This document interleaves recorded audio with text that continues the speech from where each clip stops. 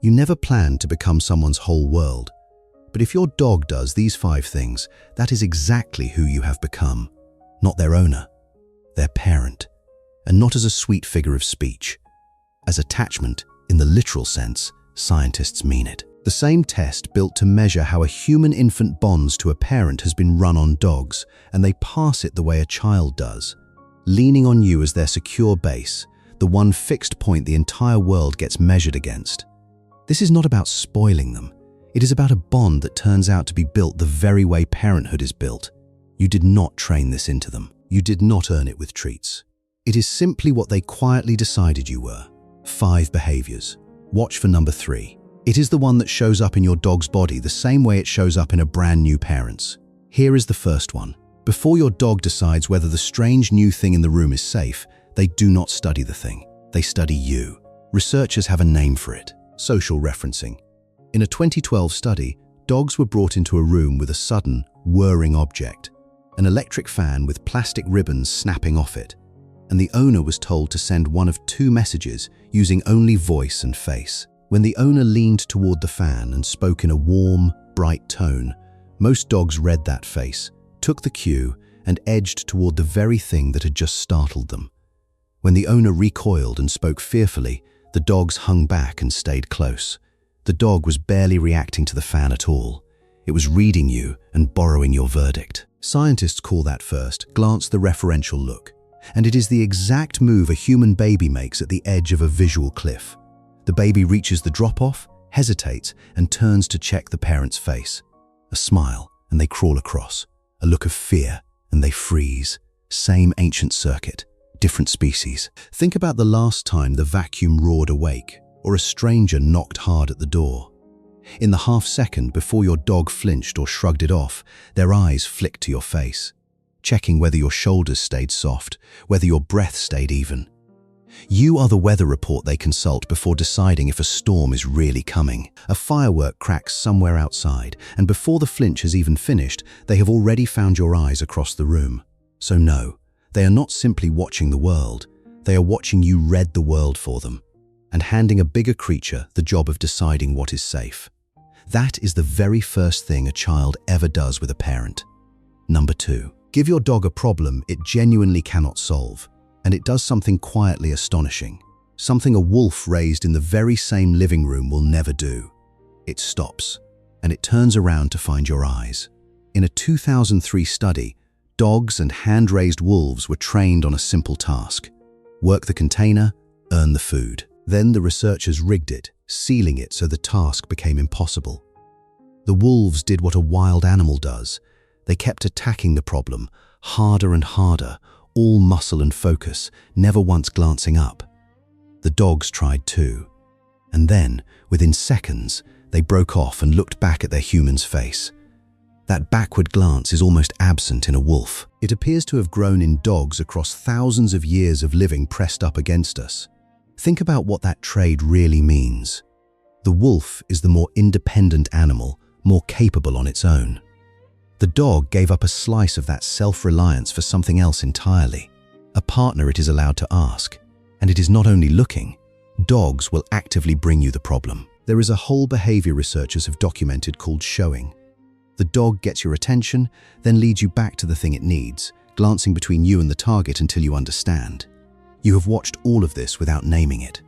The treat rolls under the couch, just past the reach of a paw. 1 swipe, 2. And then they sit up and stare at you. Then the couch. Then you again. Or the ball wedges behind a door, and they come find you in the next room, spin once, and trot you back to it like a small, furry detective handing over the case file. That glance is not helplessness. It is a whole sentence, and the sentence is, you fix things. It is precisely what a child does with the jar they cannot open. They do not keep straining in the corner alone. They carry it to you. Because somewhere along the way, you became the one the problem gets handed to.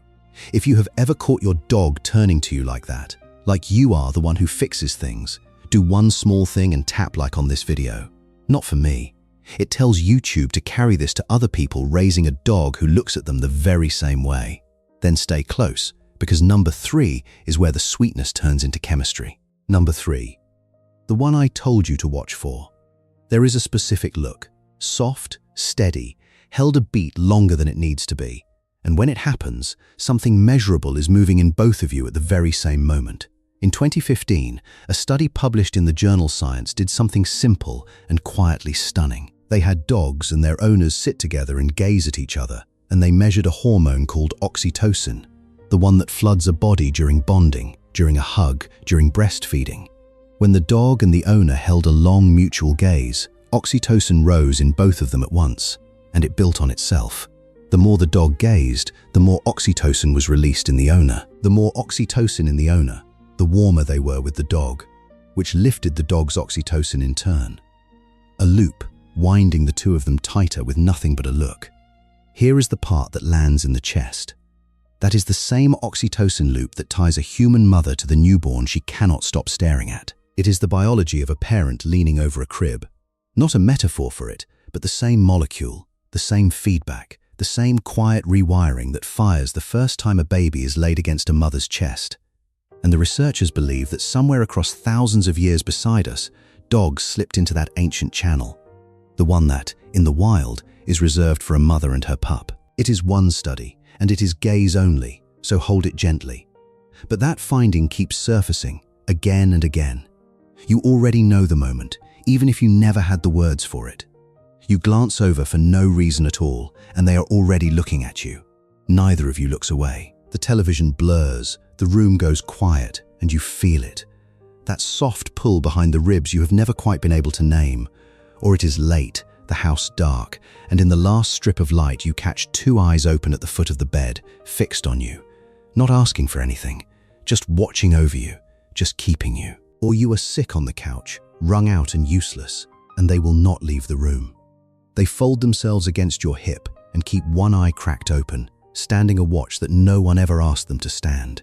So the next time that look catches you across a room and your throat tightens for a reason you cannot explain, trust it. That pull is not something you are inventing. That is not affection borrowing the language of parenthood. That is parenthood's exact chemistry. The real thing, the measured thing. Running quietly between a human and a dog. Number 4, and this one hides in plain sight. Watch your dog in a brand new place.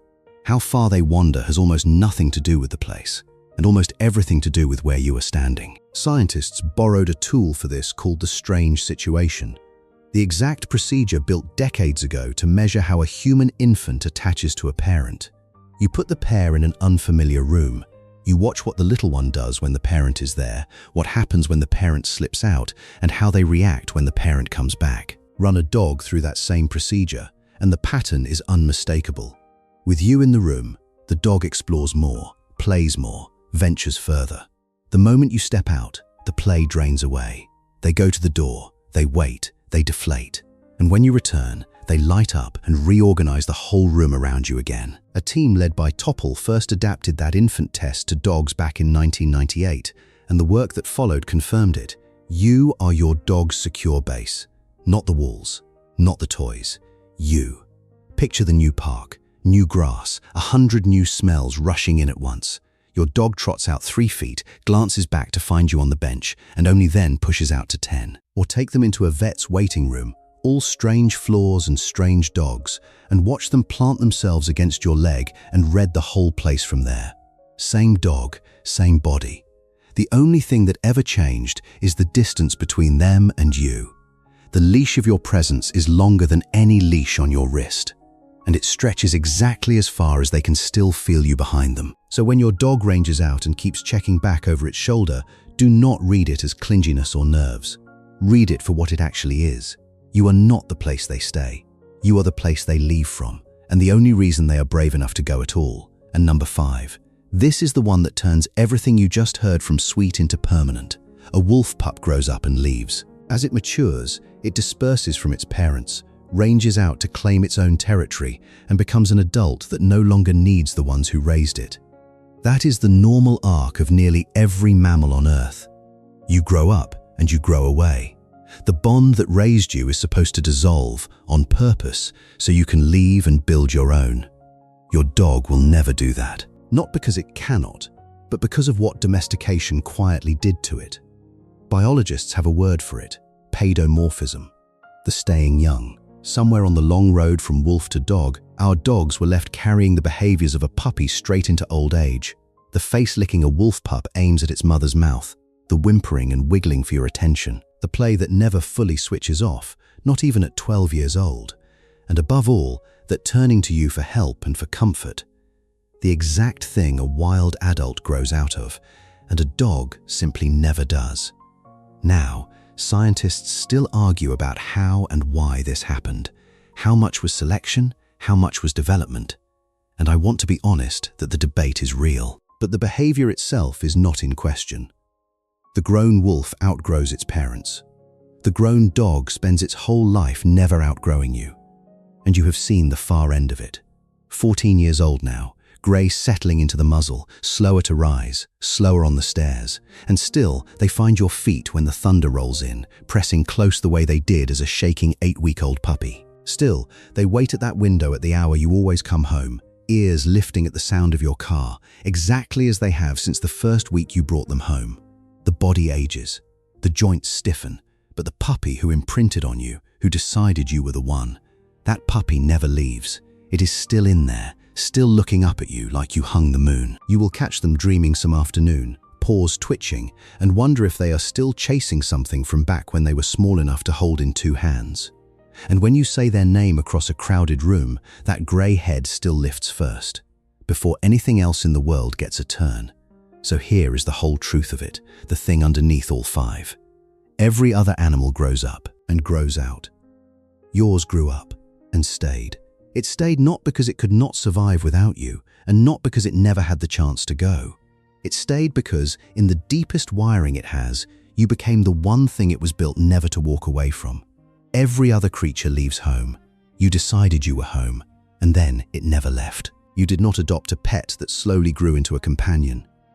You took in a child that was never going to grow up, and it has been quietly calling you its parent from the very first day. So look at what your dog actually does. They read your face before they trust the room. They turn to you when the world will not budge. They hold your eyes until the chemistry answers. They wander only as far as your presence reaches, and they never, ever grow out of you. Every small thing you thought was just your dog being your dog. It was the oldest program there is, pointed straight at you. All those ordinary years you were simply there, on the couch, in the kitchen, at the door. To them, that was the whole job of a parent, done right. You never planned to become someone's whole world. You already were. You just had not done the reading yet. If you want to keep reading your dog this clearly, subscribe and stay with us. And before you go, of the 5, which was the first one you recognized in your own dog? Tell us below.